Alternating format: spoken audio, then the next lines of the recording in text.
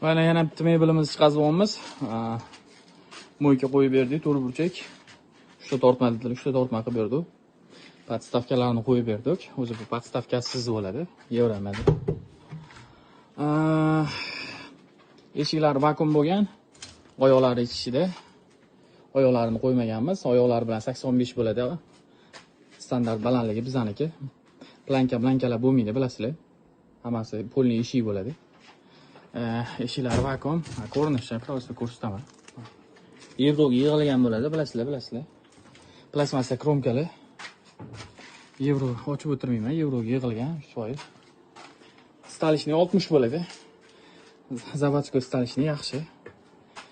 Like podpiska bosasizlar, narxi 2,8 qilib beramiz.